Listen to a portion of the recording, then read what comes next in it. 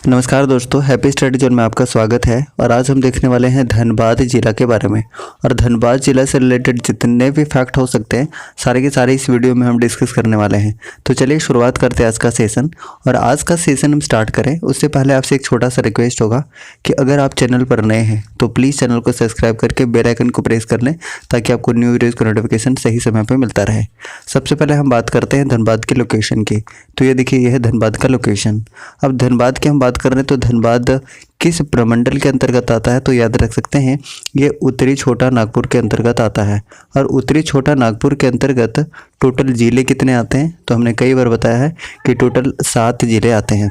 अब ये 7 जिले कौन कौन से हैं, मैप में देख सकते हैं कि चतरा, हजारीबाग, कोडरमा, गिरिडीह, धनबाद, बोकारो और रामगढ़, यानी कि टोटल 7 जिले आते हैं उत्तरी छोटा नागपुर के अंतर्गत। ठीक है। अब देखिए, धनबाद से रिलेटेड जितने भी फैक्ट हो सकते हैं सारे के सारे हम एक साथ डिस्कस करते हैं। तो सबसे पहली बात ये कि धनबाद को काले हीरे की नगरी कहा जाता है। क्या कहा जाता है? काले हीरे की नगरी कहा जाता है धनबाद को। सबसे पहली बात तो ये हो गई। उसके बाद है कि धनबाद जिला कब बना था, यानी कि इसकी स्थापना कब हुई थी, तो याद रख सकते हैं इसकी स्थापना हुई थी 24 अक्टूबर 1956 को। 1956 को धनबाद जिला बना था। ठीक है। इसके अलावा अगर हम क्षेत्रफल की बात करते हैं तो धनबाद का क्षेत्रफल क्या है, तो क्षेत्रफल आप याद रख सकते हैं 2080 किलोमीटर स्क्वायर है। ठीक है। उसके बाद अगर हम जनसंख्या की बात करते हैं तो जनसंख्या कितनी है, तो 26,84,487 ये इसकी जनसंख्या है। ठीक है। उसके बाद अगर हम साक्षरता दर की बात करते हैं तो साक्षरता दर कितनी है, तो साक्षरता दर है 74.52%। ठीक है। उसके बाद अगर हम प्रखंड की बात करते हैं कि टोटल प्रखंड कितने हैं, तो टोटल 11 प्रखंड है धनबाद जिले में। ठीक है। उसके बाद हम बात करते हैं कि विधानसभा क्षेत्रों की संख्या कितनी है, तो विधानसभा क्षेत्रों की संख्या टोटल 6 है। अब ये 6 कौन कौन सा है, एक बार हम फटाफट से देख लेते हैं। तो 6 की अगर बात करेगा तो सबसे पहले है धनबाद, झरिया, उसके बाद बाघमारा, निरसा, टुंडी और सिंदरी, यानी कि टोटल 6 विधानसभा क्षेत्र हैं धनबाद जिले में। ठीक है। इसके अलावा बात करते हैं कि लोकसभा संसदीय क्षेत्र की संख्या कितनी है, तो 1 है। एक, वो भी कौन सा, तो धनबाद खुद। अगर हम बात करते हैं कि धनबाद में कौन कौन सी नदियां हैं, तो आप याद रख सकते हैं यहाँ पे प्रमुख नदियां हैं दामोदर, ब्राकर और जमुनिया। वैसे तो बहुत सारी नदियां हैं लेकिन ये प्रमुख नदियां हैं। अगर हम दामोदर नदी की बात करते हैं तो दामोदर नदी कहाँ से निकलती है, उद्गम कहाँ से है, तो लातेहार के टोरी से है। और टोरी में भी कहाँ पर, तो चूल्हा पानी से, ये भी आप याद रख सकते हैं। इसके अलावा बात करते हैं तो दामोदर नदी का मुहाना कौन सा है, तो मुहाना याद रखिएगा हुगली नदी है। वेस्ट बंगाल का जो हुगली नदी है उसका क्या है, मुहाना है। ठीक है। कुल लंबाई की अगर बात की जाए कि दामोदर नदी की कुल लंबाई कितनी है, तो 592 किलोमीटर है। ठीक है। लेकिन झारखंड में अगर लंबाई बात करते हैं तो झारखंड में कितनी है, तो याद रख सकते हैं 290 किलोमीटर है। ठीक है। कुछ सहायक नदी के बारे में बात कर लेते हैं दामोदर नदी की। तो कौन कौन सी सहायक नदियां हैं, तो आप देख सकते हैं कि ब्राकर नदी है, बोकारो नदी, कोनार नदी, जमुनिया और कतरी, ये सारे के सारे क्या हैं, तो सहायक नदियां हैं, ये याद रख सकते हैं। इसके अलावा अपोहा क्षेत्र भी कई बार पूछ लिया जाता है, तो याद रख लीजिएगा 12,800 किलोमीटर स्क्वायर। ठीक है। ये भी आप याद रख सकते हैं। इसके अलावा दामोदर नदी को क्या कहा जाता है, तो देव नदी के नाम से जाना जाता है। और बंगाल का शोक भी किसे कहा जाता है, तो दामोदर नदी को कहा जाता है। और दामोदर नदी के बारे में हम बात करें तो दामोदर नदी झारखंड की सबसे प्रदूषित नदी है, सबसे लंबी नदी है, सबसे चौड़ी नदी है। ठीक है। उसके बाद अगर हम बात करना चाहें ब्राकर नदी के बारे में, तो इसका उद्गम कहाँ से है, तो याद रख सकते हैं उत्तरी छोटा नागपुर के पठार से क्या है, इसका उद्गम है, पदमा के पास से। मुहाना बात करेंगे तो मुहाना इसका दामोदर नदी है। ठीक है। कुछ ऐतिहासिक स्थल की हम बात करते हैं धनबाद में, तो आपने नाम सुना होगा कतरास का किला। कतरास का किला भी कहाँ पर है, तो ये धनबाद में है। इसके अलावा कुछ धार्मिक स्थान की बात करते हैं तो शक्ति मंदिर है, उसके बाद बुफोर मंदिर है, लिलोरी मंदिर, झिंझिनी मंदिर, उसके बाद कुमार धुबी गिरजाघर भी कहाँ पर है, तो ये धनबाद में है। ठीक है। उसके बाद बात करते हैं कि कुछ पर्यटन स्थल कौन कौन सा है, तो पर्यटन स्थल कौन कौन सा है, तोपचाची झील है, तोपचाची अभ्यारण्य भी इसी नाम से है। उसके बाद हरी पहाड़ी है, हरी पहाड़ी आपने नाम सुना होगा, हरी पहाड़ी भी कहाँ पर है, तो ये धनबाद में है। मैथन डैम है, पंचेत डैम है। ठीक है। डिगुआ डी स्टेडियम कई बार पूछा है इस, तो डिगुआ डी स्टेडियम भी कहाँ पर है, तो ये धनबाद में है। अगर बात करते हैं कि धनबाद में कौन कौन सी जनजातियाँ पाई जाती हैं, तो आप यहाँ से याद रख सकते हैं संथाल जनजाति है, मुंडा जनजाति है, महली जनजाति, बिरहोर जनजाति, गोंड जनजाति और एक खोंड जनजाति यहाँ पर पाई जाती है। तो मुख्य रूप से ये जनजाति जनजातियाँ पाई जाती हैं, ठीक है। अगर हम कुछ प्रमुख उद्योग के बारे में बात करना चाहें तो प्रमुख उद्योग कौन कौन सा है ये बात करते हैं। तो देखिए सबसे पहला उद्योग नाम आता है, आपने नाम सुना होगा सिंदरी उर्वरक कारखाना का, जिसकी स्थापना कब हुई थी? तो 1951 में हुई थी, कई बार एग्जाम में पूछा हुआ है। इसके अलावा हिंदुस्तान जिंक लिमिटेड भी कहाँ पर है? धनबाद में है। इसके अलावा रेशमी वस्त्र उद्योग है, एसीसी सीमेंट कारखाना है और बीसीसीएल कोयला कारखाना भी कहाँ पर है? तो ये धनबाद में है। इतनी सारी चीज़ों को आप याद रख सकते हैं। इसके अलावा बात करते हैं तो धनबाद से ही है रणधीर वर्मा, और रणधीर वर्मा का आपने नाम जरूर सुना होगा कि किनको सबसे पहले झारखंड में क्या मिला था? अशोक चक्र मिला था, जो कि कहाँ से बिलोंग करते हैं? तो धनबाद से बिलोंग करते हैं। इसके अलावा कुछ और इन्फॉर्मेशन की हम बात करें तो 2017 में जो स्थापित हुआ था विनोद बिहारी महतो कोलांचल विश्वविद्यालय, ये भी धनबाद में है, ये भी याद रख सकते हैं। इसके अलावा धनबाद के जो भूली जगह है, एक जगह है जो भूली है, तो भूली में रेलवे स्टेशन का प्रशिक्षण केंद्र भी स्थित है, ये भी आप याद रख सकते हैं। इसके अलावा अपने ISM का नाम सुना होगा, यानी कि इंडियन स्कूल ऑफ माइंस, जो कि धनबाद में है। इसकी स्थापना कब हुई थी? स्थापना पूछ लिया जाता है गाइस, तो याद रखिएगा 9 दिसंबर 1926 को, ये काफ़ी इंपॉर्टेंट है, ये याद रख सकते हैं। इसके अलावा बात करते हैं किसके द्वारा किया गया था, तो ये उद्घाटन किसके द्वारा किया गया था? लॉर्ड इरविन के द्वारा, ये भी याद रखा जा सकता है। इसके अलावा बात करते हैं तो इसको IIT का दर्जा कब मिला था? काफ़ी इंपॉर्टेंट है। तो IIT का दर्जा कब मिला था गाइस? 25 मई 2016 को, 25 मई 2016 को IIT का दर्जा मिल गया था ISM धनबाद को, ये भी आप याद रख सकते हैं। इसके अलावा आपने नाम सुना होगा पाटलिपुत्र मेडिकल कॉलेज का, जिसका नाम बदल गया है। अब नाम क्या हो गया है? तो मेदिनी राय मेडिकल कॉलेज इसका नाम हो गया है, पहले पाटलिपुत्र मेडिकल कॉलेज हुआ करता था, ठीक है। इसके अलावा केंद्रीय खनन अनुसंधान केंद्र भी कहाँ पर है? तो ये धनबाद में है। स्थापना कब हुई थी? ये ज़्यादा इंपॉर्टेंट है, तो याद रखिएगा कब हुई थी? 1948 में, ठीक है। उसके बाद धनबाद से रिलेटेड एक और इम्पॉर्टेंट फैक्ट की हम बात करते हैं तो धनबाद में जो मैथन डैम है उसके नज़दीक में एक प्रसिद्ध मंदिर है जो कि काफ़ी फेमस है। उस मंदिर का नाम क्या है गाइस? कल्याणेश्वरी मंदिर नाम है इसका, जो कि काफ़ी फेमस है, मैथन डैम के किनारे है। अब यहाँ से हम कुछ देखते हैं इंपॉर्टेंट MCQs जो कि धनबाद से रिलेटेड होगा। तो चलिए शुरुआत करते हैं क्वेश्चन नंबर फर्स्ट से, और फर्स्ट क्वेश्चन है कि धनबाद जिला निम्न में से किस प्रमंडल के अंतर्गत आता है? तो इसका आंसर सभी जानते हैं क्या हो जाएगा? ऑप्शन नंबर ए इसका बिल्कुल सही आंसर हो जाएगा, यानी कि उत्तरी छोटा नागपुर के अंतर्गत आता है। और उत्तरी छोटा नागपुर के अंतर्गत कितने जिले आते हैं? तो इसके बारे में हमने बताया था कि टोटल कितने जिले आते हैं, तो टोटल 7 जिले आते हैं। एक बार दोबारा से आप देखना चाहें तो देख सकते हैं 7 जिले कौन कौन से हैं। तो देखिए चतरा है, हजारीबाग है, कोडरमा, गिरिडीह, धनबाद, बोकारो और रामगढ़, यानी कि टोटल 7 जिले आते हैं, जिसमें से गिरिडीह भी किसके अंतर्गत आता है? तो याद रख सकते हैं ये उत्तरी छोटा नागपुर के अंतर्गत आता है, काफ़ी इंपॉर्टेंट है, ठीक है गाइस। तो क्वेश्चन नंबर फर्स्ट का सही आंसर क्या हो गया? ऑप्शन नंबर ए, यानी कि उत्तरी छोटा नागपुर में स्थित है। So option number A is correct one. अगर हम ऑप्शन नंबर बी की बात करते हैं, संथाल परगना की बात करते हैं, तो संथाल परगना के अंतर्गत तो टोटल कितने जिले आते हैं?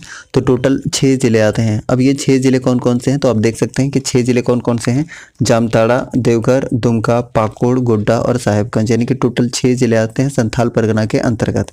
अगर हम ऑप्शन नंबर सी की बात करते हैं, यानी कि दक्षिणी छोटा नागपुर की, तो इसके अंतर्गत कितने जिले आते हैं? तो याद रख सकते हैं टोटल 5 जिले आते हैं। अब ये देखिए 5 जिले कौन कौन से हैं? तो 5 जिले हो जाएंगे रांची, खूंटी, सिमडेगा, लोहरदगा और गुमला, यानी कि टोटल 5 जिले आते हैं दक्षिणी छोटा नागपुर के अंतर्गत। अगर हम बात करते हैं ऑप्शन नंबर डी की, यानी कि कोल्हान प्रमंडल की, तो इसके अंतर्गत टोटल 3 जिले आते हैं। अब ये देखिए ये 3 जिले कौन कौन से हैं?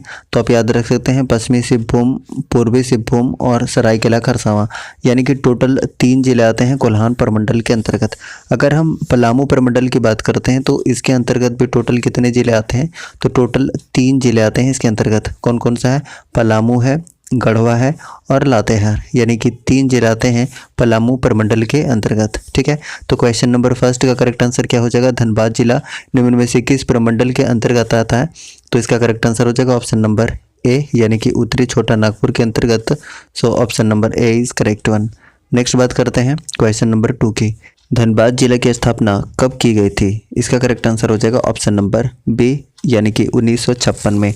24 अक्टूबर 1956 को इसकी स्थापना की गई थी, यानी ऑप्शन नंबर बी इसका बिल्कुल सही आंसर हो जाएगा।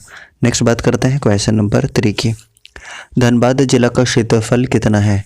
इसका करेक्ट आंसर हो जाएगा ऑप्शन नंबर डी, यानी कि 2075 kilometre square. Option number D is correct one. ठीक है, चलिए नेक्स्ट बात करते हैं क्वेश्चन नंबर 4 की। 2011 की जनगणना के अनुसार धनबाद जिला की कुल जनसंख्या कितनी है? तो 4 का करेक्ट आंसर हो जाएगा ऑप्शन नंबर ए, यानी कि 26,84,487। सो option number A is correct one, option number A. चलिए नेक्स्ट बात करते हैं क्वेश्चन नंबर 5 की। 5 नंबर क्वेश्चन है, 2011 की जनगणना के अनुसार धनबाद जिला का जनसंख्या घनत्व कितना है? तो 5 का करेक्ट आंसर हो जाएगा ऑप्शन नंबर सी, यानी कि 1316। ऑप्शन नंबर सी इसका सही आंसर हो जाएगा। ठीक है, चलिए नेक्स्ट बात करते हैं क्वेश्चन नंबर 6 के। 2011 की जनगणना के अनुसार धनबाद जिला का लिंगानुपात क्या है? करेक्ट आंसर हो जाएगा ऑप्शन नंबर सी, यानी कि 909। ऑप्शन नंबर सी इसका बिल्कुल सही आंसर हो जाएगा। नेक्स्ट बात करते हैं क्वेश्चन नंबर 7 की। 7 नंबर क्वेश्चन है, 2011 की जनगणना के अनुसार धनबाद जिले की साक्षरता दर क्या है?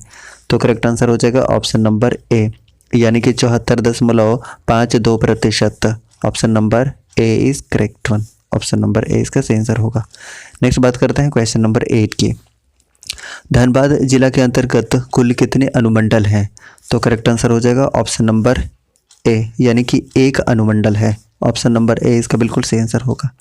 नेक्स्ट बात करते हैं क्वेश्चन नंबर 9 की। 9 नंबर क्वेश्चन है, धनबाद जिला के अंतर्गत कुल कितने प्रखंड हैं?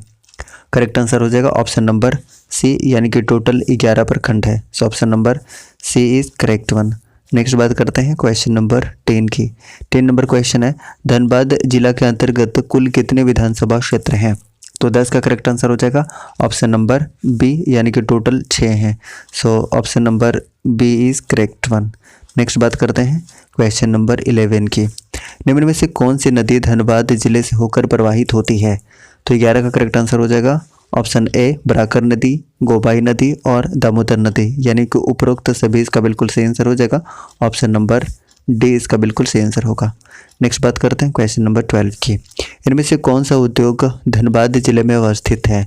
तो 12 का करेक्ट आंसर क्या हो जाएगा? देखिए ऑप्शन नंबर ए भी सही हो जाएगा, बी भी बिल्कुल सही है और ऑप्शन नंबर सी भी सही है, यानी कि खाद्य एवं रसायन उद्योग, हिंदुस्तान स्टील लिमिटेड और शालीमार ताड़ प्रोडक्ट्स, यानी ऑप्शन नंबर डी इसका बिल्कुल सही आंसर हो जाएगा। उपरोक्त सभी है। ठीक है, चलिए नेक्स्ट बात करते हैं क्वेश्चन नंबर 13 की। इनमें से कौन सा पर्यटन स्थल धनबाद जिले में है? तो 13 का करेक्ट आंसर हो जाएगा ऑप्शन नंबर ए, तेतुलिया जलकुंड भी है, तुपचांची झील भी है, झरियागढ़ महल भी है, यानी ऑप्शन नंबर डी इसका बिल्कुल सही आंसर हो जाएगा। उपरोक्त सभी, ऑप्शन नंबर डी। ठीक है, चलिए 14 नंबर क्वेश्चन देखते हैं। इनमें से कौन सा संस्थान धनबाद जिले में स्थित है? तो 14 का करेक्ट आंसर क्या हो जाएगा? देखिए ऑप्शन नंबर ए हो जाएगा, भारतीय खनन संस्थान है, उसके बाद बिरसा प्रौद्योगिकी संस्थान भी है, उसके बाद केंद्रीय खनन एवं अनुसंधान संस्थान भी है, यानी ऑप्शन नंबर डी इसका सही आंसर हो जाएगा। उपरोक्त सभी। सो option number D is correct one. Next बात करते हैं क्वेश्चन नंबर 15 के। धनबाद जिले के संदर्भ में निम्न में से कौन सा कथन सत्य है? इसमें सत्य कथन को बताना है और इसका सही आंसर आपको कमेंट बॉक्स में देना है। इस तरीके से आज का सेशन हमने कंप्लीट कर लिया है धनबाद जिला से संबंधित। ठीक है, अगर आपको सेशन पसंद आया तो प्लीज़ लाइक कीजिए, चैनल पर नए हैं तो प्लीज़ चैनल को सब्सक्राइब करके बेल आइकन को प्रेस कीजिए ताकि आपको न्यू वीडियोज़ का नोटिफिकेशन बिल्कुल सही समय पर मिलता रहे।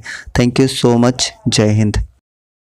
नमस्कार दोस्तों, हैप्पी स्टडी जोन में आपका स्वागत है और आज हम देखने वाले हैं झारखंड के रांची ज़िले के बारे में और इससे रिलेटेड जितने भी फैक्ट हो सकते हैं सारे के सारे हम एक साथ डिस्कस करते हैं। तो सबसे पहले बात करते हैं कि इसका लोकेशन, ये देखिए इसका लोकेशन है रांची का। अब बात करते हैं रांची से रिलेटेड इन्फॉर्मेशन और इससे रिलेटेड हम MCQs भी करने वाले हैं, तो काफ़ी ज़बरदस्त सेशन रहने वाला है। अगर आप नए हैं चैनल पर तो एक बार सब्सक्राइब कर लीजिएगा। तो देखिए सबसे पहले हम बात करते हैं रांची ज़िला के बारे में। तो जलप्रपातों का शहर कहा जाता है। इसके अलावा झारखंड का शिमला भी रांची को कहा जाता है। और रांची की बात करते हैं तो रांची ज़िला कब बना था, यानी कि इसकी स्थापना कब हुई थी? तो याद रखिएगा 1899 में रांची ज़िला बना था। इसके अलावा बात करते हैं तो रांची ज़िला किस प्रमंडल के अंतर्गत आता है? तो याद रखिएगा ये दक्षिणी छोटा नागपुर के अंतर्गत आता है। और टोटल कितने ज़िले आते हैं? तो टोटल 5 ज़िले आते हैं दक्षिणी छोटा नागपुर के अंतर्गत। ये 5 ज़िले कौन कौन से हैं? तो सबसे पहले तो खुद रांची है, उसके बाद खूंटी है, सिमडेगा, लोहरदगा और गुमला, यानी कि टोटल 5 ज़िले आते हैं। बात करते हैं तो रांची जिले में टोटल अनुमंडल कितने हैं, तो याद रखिएगा टोटल 2 अनुमंडल हैं।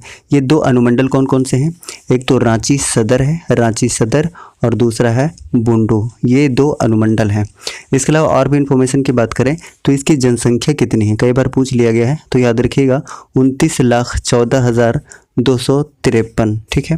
इसके अलावा अगर इसका हम क्षेत्रफल की बात करते हैं तो इसका क्षेत्रफल कितना होता है, 5,097 किलोमीटर स्क्वायर, ठीक है।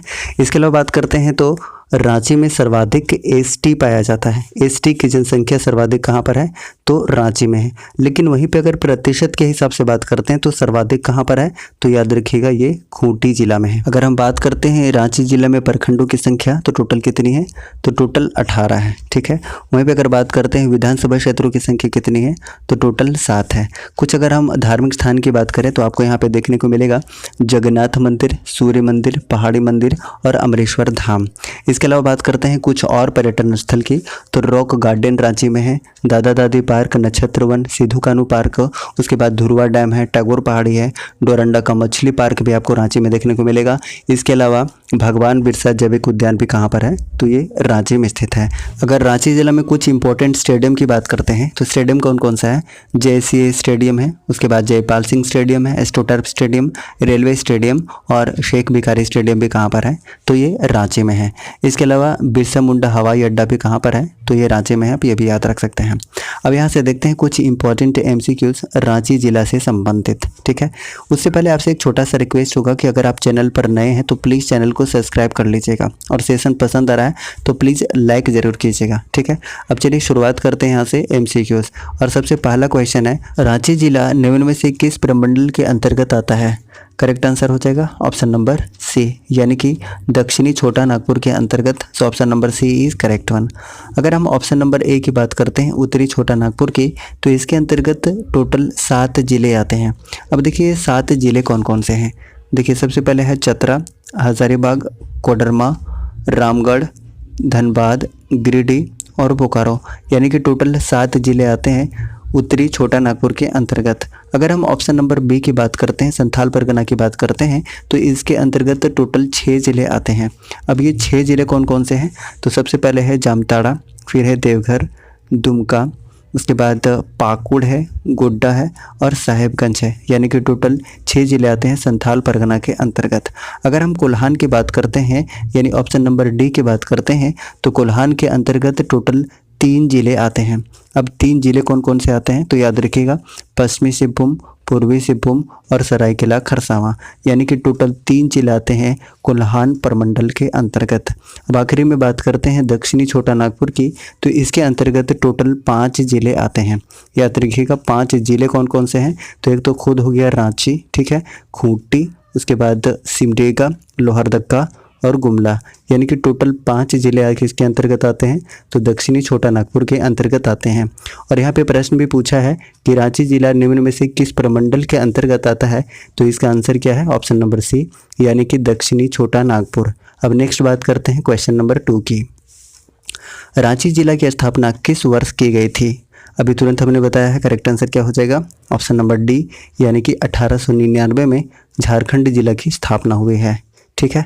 नेक्स्ट बात करते हैं क्वेश्चन नंबर 3 की।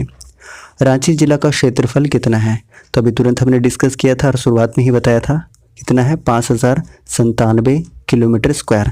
सो option number A is correct one. Next बात करते हैं क्वेश्चन नंबर 4 की। रांची जिला की कुल जनसंख्या कितनी है, तो अभी तुरंत हमने कुछ देर पहले ही बताया था, करेक्ट आंसर क्या हो जाएगा, ऑप्शन नंबर सी, यानी कि 29,14,253। So option number C is correct one. Next बात करते हैं क्वेश्चन नंबर 5 की। 2011 के जनगणना के अनुसार रांची जिला का जनसंख्या घनत्व कितना है, तो 5 का करेक्ट आंसर हो जाएगा गाइस, ऑप्शन नंबर ए, यानी कि 572। सो option number A is correct one. Next बात करते हैं क्वेश्चन नंबर 6 की। 2011 के जनगणना के अनुसार रांची जिला का लिंगानुपात क्या है, तो करेक्ट आंसर क्या हो जाएगा, ऑप्शन नंबर सी हो जाएगा, यानी कि 949 इसका बिल्कुल सही आंसर है। अब नेक्स्ट बात करते हैं क्वेश्चन नंबर 7 की। 2011 के जनगणना के अनुसार रांची जिले की साक्षरता दर क्या है, करेक्ट आंसर हो जाएगा ऑप्शन नंबर ए, यानी कि 76.06%। Option number A is correct one. Next बात करते हैं क्वेश्चन नंबर 8 की। रांची जिला के अंतर्गत कुल कितने अनुमंडल हैं? तो इसका करेक्ट आंसर क्या हो जाएगा? ऑप्शन नंबर सी हो जाएगा, यानी कि 2 अनुमंडल हैं। हमने 2 अनुमंडल कौन से बताया था? एक रांची सदर और दूसरा बुंडू, यानी कि टोटल कितने? 2 अनुमंडल है। So option number C is correct one. Next बात करते हैं क्वेश्चन नंबर 9 की। रांची जिला के अंतर्गत कुल कितने प्रखंड हैं? इसका करेक्ट आंसर हो जाएगा ऑप्शन नंबर बी, यानी कि टोटल 18 प्रखंड हैं। So option number B is correct one. अब नेक्स्ट बात करते हैं क्वेश्चन नंबर 10 की। रांची जिला के अंतर्गत कुल कितने विधानसभा क्षेत्र हैं? इसका करेक्ट आंसर हो जाएगा ऑप्शन नंबर सी, यानी कि टोटल 7 विधानसभा क्षेत्र हैं। अब ये 7 कौन कौन से हैं अगर हम बात करते हैं तो 7 आपको देखने को मिलेगा तमाड़, सिल्ली, खिजरी, रांची, हटिया, कांके और मांडर, यानी कि टोटल 7 क्या हैं? विधानसभा क्षेत्र हैं। ठीक है, चलिए नेक्स्ट बात करते हैं क्वेश्चन नंबर 11 की। निम्न में से कौन सी नदी रांची जिले से होकर प्रवाहित होती है? तो 11 का करेक्ट आंसर हो जाएगा ऑप्शन नंबर डी, यानी कि उपरोक्त सभी, हरमू नदी, स्वर्णरेखा नदी और शंख नदी। सो option number D is correct one. Next बात करते हैं क्वेश्चन नंबर 12 की। इनमें से कौन सा उद्योग रांची जिले में स्थित है? करेक्ट आंसर हो जाएगा ऑप्शन नंबर ए और ऑप्शन नंबर बी दोनों, यानी ऑप्शन नंबर सी इसका बिल्कुल सही आंसर हो जाएगा, उपरोक्त दोनों, यानी कि HEC और गार्डन रिच दोनों कहाँ पर है? तो ये रांची जिले में स्थित है। So option number C is correct one. Next बात करते हैं क्वेश्चन नंबर 13 की। दशम जलप्रपात निम्न में से किस जिले में स्थित है? करेक्ट आंसर हो जाएगा ऑप्शन नंबर बी, यानी कि रांची में स्थित है। ठीक है, so option number B is correct one. Next बात करते हैं क्वेश्चन नंबर 14 की। निम्न में से कौन सा पर्यटन स्थल रांची जिले में स्थित है? तो करेक्ट आंसर क्या हो जाएगा? देखिए, हुंड्रू जलप्रपात भी रांची में है, टैगोर पहाड़ी भी है, रॉक गार्डन भी है, यानी ऑप्शन नंबर डी इसका बिल्कुल सही आंसर हो जाएगा, उपरोक्त सभी। नेक्स्ट बात करते हैं क्वेश्चन नंबर 15 की। इनमें से कौन सा धार्मिक स्थल रांची जिले में स्थित है? इसका करेक्ट आंसर हो जाएगा सूर्य मंदिर स्थित है, देवड़ी मंदिर स्थित है, जगन्नाथ मंदिर भी स्थित है, यानी ऑप्शन नंबर डी इसका बिल्कुल सही आंसर हो जाएगा, उपरोक्त सभी। सो option number D is correct one. Next बात करते हैं क्वेश्चन नंबर 16 की। रांची जिले के संबंध में निम्न में से कौन सा कथन असत्य है? असत्य कथन को बताना है। तो देखिए, सबसे पहले ऑप्शन की बात करते हैं तो ये राज्य में सर्वाधिक जनसंख्या वाला जिला है। हमने शुरू में ही बात किया था, ये तो बिल्कुल सही है। और जनसंख्या हमने कितना बताया था गाइस? 29,14,253 हमने बताया था। सो ऑप्शन नंबर ए तो बिल्कुल सही है। अगर ऑप्शन नंबर बी की हम बात करते हैं तो ये राज्य में सर्वाधिक साक्षरता दर वाला जिला है, ये भी बिल्कुल सही है। और कितना है? लगभग 76.06% है साक्षरता दर की अगर हम बात कर रहे हैं। अगर हम ऑप्शन नंबर सी की बात करते हैं तो ये राज्य में सर्वाधिक विधानसभा क्षेत्र वाला जिला है। और टोटल क्षेत्र कितना है? तो हमने बताया था टोटल 7 विधानसभा क्षेत्र हैं, यानी कि ऑप्शन नंबर डी इसका बिल्कुल सही आंसर हो जाएगा, उपरोक्त सभी कथन क्या है? सत्य है। So option number D is correct one. Next बात करते हैं क्वेश्चन नंबर 17 की। रांची स्थित टैगोर हिल पर इनमें से किसकी समाधि निर्मित है? करेक्ट आंसर हो जाएगा ऑप्शन नंबर बी, यानी कि ज्योतिन्द्रनाथ टैगोर का। So option number B is correct one, option number B. Next बात करते हैं क्वेश्चन नंबर 18 की। टैगोर हिल के बारे में इनमें से कौन सा कथन सत्य नहीं है? पहले ऑप्शन की बात करते हैं तो इस पहाड़ी पर कैप्टन ओस्ली ने एक रेस्ट हाउस बनवाया था, ये बिल्कुल सही है। अगर ऑप्शन नंबर बी की बात करते हैं तो ज्योतिन्द्रनाथ टैगोर ने नागर शैली में एक मंडप का निर्माण करवाया था, ये भी बिल्कुल सही है। अगर हम बात करते हैं ऑप्शन नंबर सी की तो इस पहाड़ी के नीचे सत्यधाम नामक एक मकान निर्मित है, ये बिल्कुल सही है। तो करेक्ट आंसर क्या हो जाएगा? ऑप्शन ए, बी, सी तीनों सही है, यानी option number D is correct one, उपरोक्त सभी कथन सत्य हैं। अब 19 नंबर क्वेश्चन जिसका आंसर आपको कमेंट बॉक्स में देना है। 19 नंबर क्वेश्चन है, विश्व का एकमात्र एंग्लो इंडियन गांव जो रांची जिले में स्थित है, उसका नाम क्या है? ये आपको बताना है। इसका करेक्ट आंसर आप कमेंट बॉक्स में दीजिए, ठीक है, टाइप करके। इस तरीके से टोटल आज हमने रांची से संबंधित इंपॉर्टेंट MCQs भी देख लिया है। अगर आपको सेशन पसंद आया है तो प्लीज़ लाइक कीजिए, चैनल पर नए हैं तो प्लीज़ चैनल को सब्सक्राइब करके बेल आइकन को प्रेस कीजिए ताकि आपको न्यू वीडियोज़ का नोटिफिकेशन सही समय पर मिलता रहे। Thank you so much. जय हिंद। हो चुका आगाज रण का, युग बदलने की तैयारी, और अब जीत उसी की होगी जिसकी संघर्ष है जारी। नमस्कार दोस्तों, हैप्पी स्टडी जोन में आपका स्वागत है। और आज हम देखने वाले हैं बोकारो जिला के बारे में। और बोकारो जिला से रिलेटेड जितने भी फैक्ट हो सकते हैं सारे के सारे इस वीडियो में हम डिस्कस करने वाले हैं। तो चलिए शुरुआत करते हैं आज का सेशन। और आज का सेशन हम स्टार्ट करें उससे पहले आपसे एक छोटा सा रिक्वेस्ट होगा कि अगर आप चैनल पर नए हैं तो प्लीज़ चैनल को सब्सक्राइब करके बेल आइकॉन को प्रेस कर लीजिए ताकि आपको न्यू वीडियोज़ का नोटिफिकेशन सही समय मिलता रहेगा। तो चलिए सबसे पहले हम इसके लोकेशन की बात करते हैं। तो देखिए ये रहा बोकारो का लोकेशन। और बात करते हैं बोकारो किस प्रमंडल के अंतर्गत आता है, तो याद रख सकते हैं ये उत्तरी छोटा नागपुर के अंतर्गत आता है। और उत्तरी छोटा नागपुर की अगर हम बात करते हैं तो इसके अंतर्गत टोटल जिले कितने आते हैं, ऑलरेडी हमने कई बार बताया है कि टोटल 7 जिले आते हैं। ये 7 जिले कौन कौन से हैं? चतरा, हजारीबाग, कोडरमा, गिरिडीह, बोकारो, धनबाद और रामगढ़, यानी कि टोटल 7 जिले आते हैं उत्तरी छोटा नागपुर के अंतर्गत, ही याद रख सकते हैं।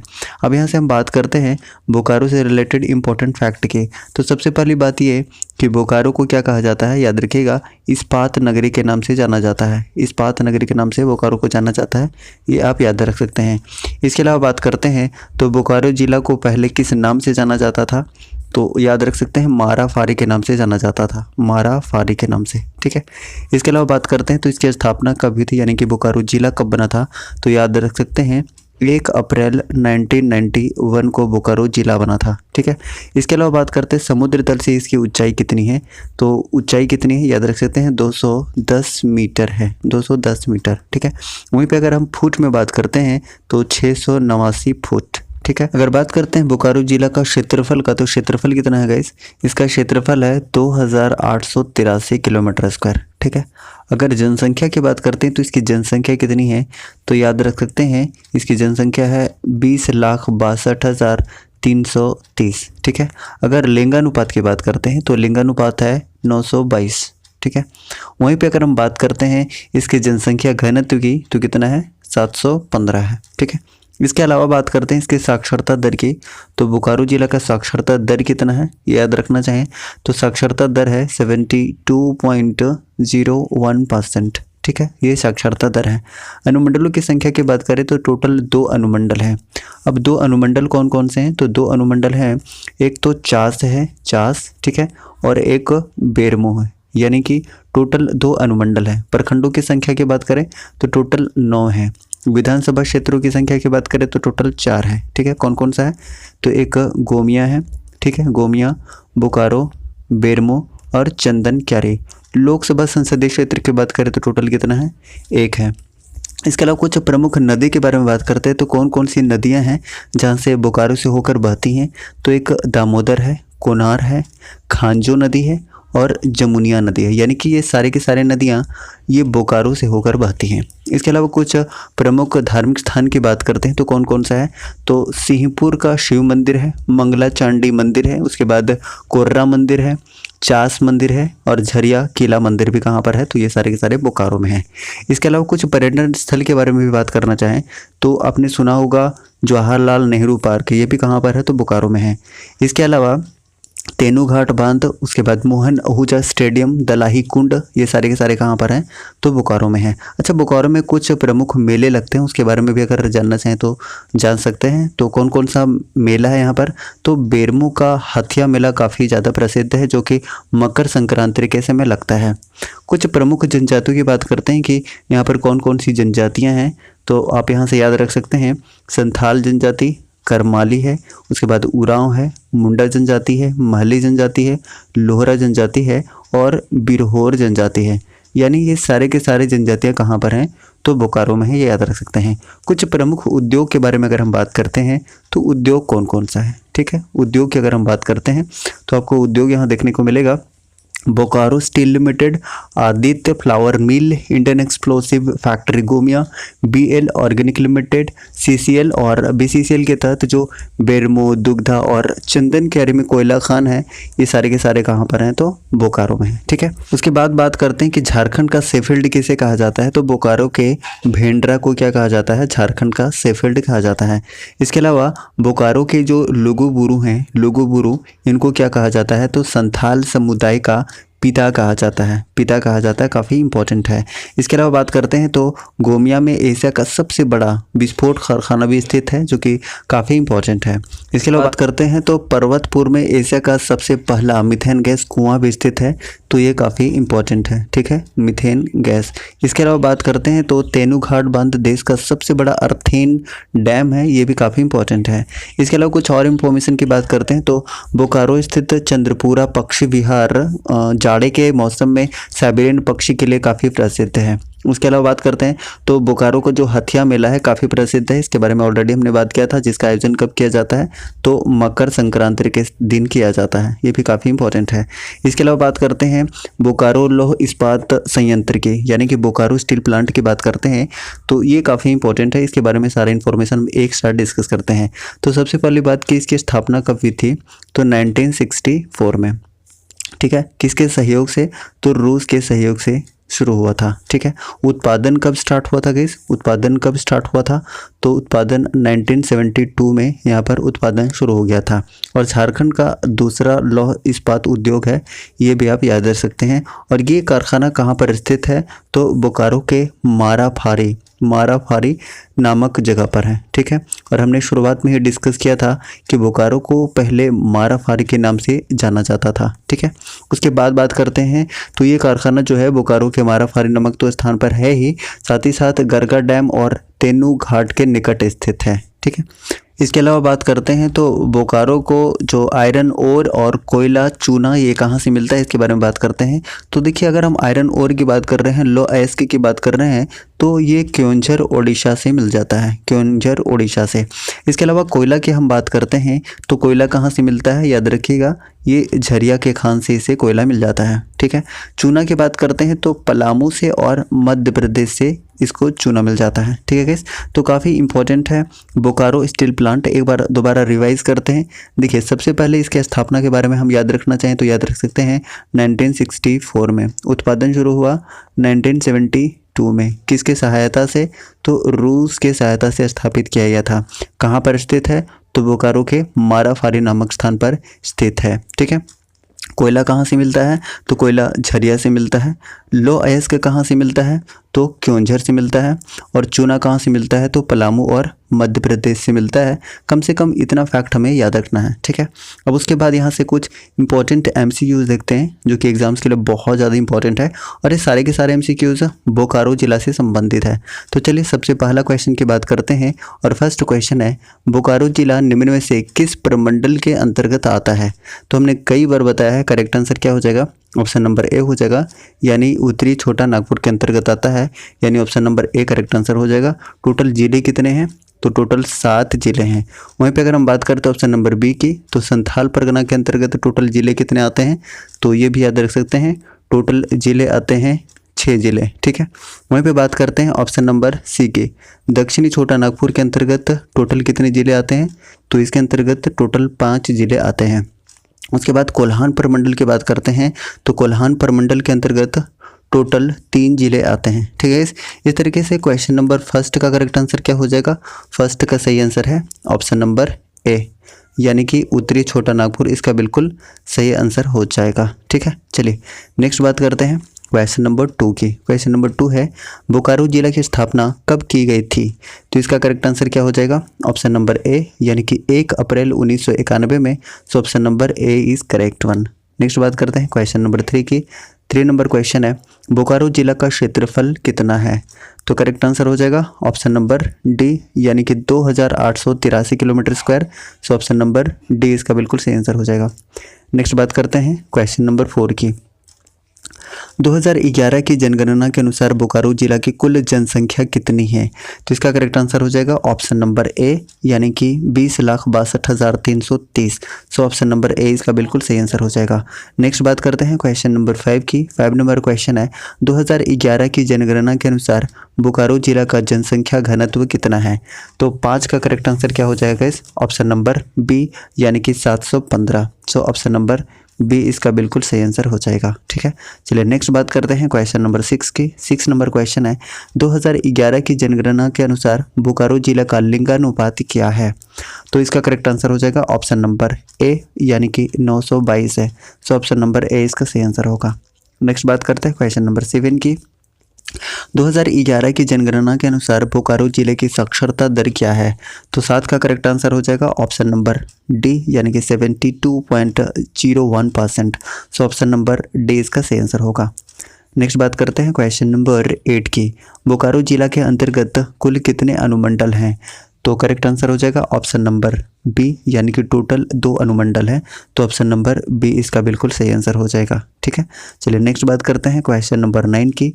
9 नंबर क्वेश्चन है, बोकारो जिला के अंतर्गत कुल कितने प्रखंड हैं? तो करेक्ट आंसर हो जाएगा ऑप्शन नंबर बी, यानी कि टोटल 9 प्रखंड हैं, यानी ऑप्शन नंबर बी इसका बिल्कुल सही आंसर हो जाएगा। ठीक है, चलिए नेक्स्ट बात करते हैं क्वेश्चन नंबर 10 की। 10 नंबर क्वेश्चन है, बोकारो जिला के अंतर्गत कुल कितने विधानसभा क्षेत्र हैं? तो 10 का करेक्ट आंसर हो जाएगा ऑप्शन नंबर बी, यानी कि टोटल 4 हैं। So option number B is correct one. ठीक है, ऑप्शन नंबर बी। चलिए नेक्स्ट बात करते हैं क्वेश्चन नंबर 11 की। निम्न में से कौन सी नदी बोकारो जिले से प्रवाहित नहीं होती है? तो 11 का करेक्ट आंसर हो जाएगा शंख नदी। शंख नदी ये बोकारो जिला से होकर नहीं बहती है। तो ऑप्शन नंबर सी इसका बिल्कुल सही आंसर हो जाएगा। नेक्स्ट बात करते हैं क्वेश्चन नंबर 12 की। 12 नंबर क्वेश्चन है, इनमें से कौन सा खनिज बोकारो जिले में प्रचुरता में उपलब्ध है? तो 12 का करेक्ट आंसर हो जाएगा ऑप्शन नंबर ए, यानी कि कोयला। सो ऑप्शन नंबर ए इसका बिल्कुल सही आंसर हो जाएगा। ठीक है, चलिए नेक्स्ट बात करते हैं क्वेश्चन नंबर 13 की। इनमें से कौन सा उद्योग बोकारो जिले में स्थित है? तो 13 का करेक्ट आंसर हो जाएगा इस ऑप्शन नंबर ए, बी, सी तीनों, यानी कि बोकारो इस्पात कारखाना, गोमिया बारूद कारखाना और करगली कोल वासरी। तो ऑप्शन नंबर डी इसका बिल्कुल सही आंसर हो जाएगा, उपरोक्त सभी। सो option number D is correct one. Next बात करते हैं क्वेश्चन नंबर 14 की। 14 नंबर क्वेश्चन है, इनमें से कौन सा पर्यटन स्थल बोकारो जिले में स्थित है? तो देखिए चंद्रपुरा पक्षी विहार बिल्कुल है, तेनुघाट भी है, सिटी पार्क भी है, यानी ऑप्शन नंबर डी इसका बिल्कुल सही आंसर हो जाएगा, उपरोक्त सभी। अब नेक्स्ट क्वेश्चन नंबर 15 है। 15 नंबर क्वेश्चन है, जवाहरलाल जैविक उद्यान निम्न में से किस जिले में स्थित है? तो किस जिले में स्थित है? हमने बताया बोकारो जिला में स्थित है। तो ऑप्शन नंबर सी इसका बिल्कुल सही आंसर हो जाएगा। नेक्स्ट है क्वेश्चन नंबर 16, जिसका सही आंसर आपको कमेंट बॉक्स में देना है। 16 नंबर क्वेश्चन है, इनमें से किस अनुमंडल का संबंध बोकारो जिले से है? इसका सही आंसर आप कमेंट बॉक्स में बताइए। इस तरीके से आज का सेशन हमने कंप्लीट कर लिया है गाइस। अगर आपको सेशन पसंद आया है तो प्लीज़ लाइक कीजिए, चैनल पर नए हैं तो प्लीज़ चैनल को सब्सक्राइब करके और बेल आइकन को प्रेस कीजिए, ताकि आपको न्यू वीडियोज़ का नोटिफिकेशन बिल्कुल सही समय पर मिलता रहे। Thank you so much. जय हिंद।